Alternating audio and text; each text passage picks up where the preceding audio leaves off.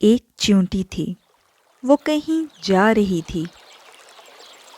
रास्ते में एक टिड्डा मिला।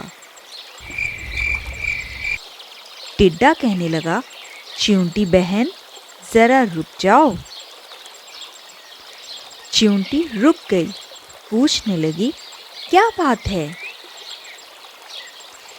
टिड्डे ने कहा, मीठी मीठी हवा चल रही है, आओ बाग में खेलें।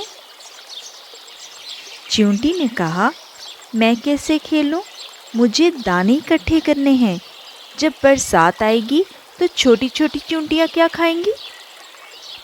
मुझे घर भी ठीक करना है। बरसात के पानी से घर टूट सकता है।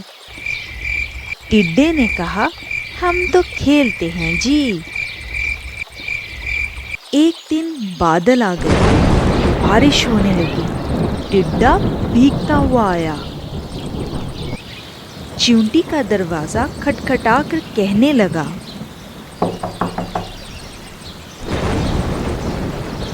चींटी बहन, मुझे भी अपने घर में थोड़ी सी जगह दे दो। मैं बुरी तरह भीग गया हूँ।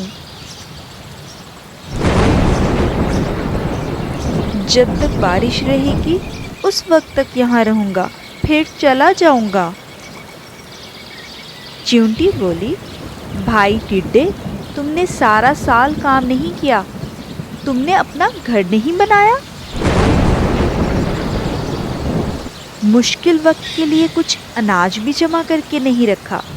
जाओ, मैं तुम्हारी मदद नहीं कर सकती। जो सुस्ती करे उसकी सज़ा यही है। टिड्डा गिड़गिड़ाया, चींटी बहन, इस बार माफ़ कर दो, आगे से मैं मेहनत करूँगा। चींटी ने टिड्डे को चावल के कुछ दाने दिए।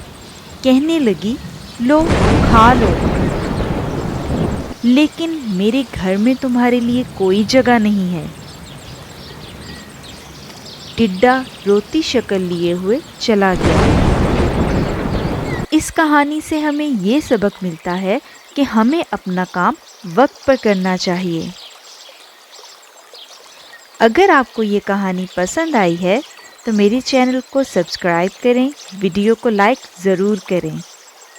तो मज़ीद उर्दू की कहानियाँ देखने के लिए मेरे चैनल को विज़िट करें। Thanks for watching.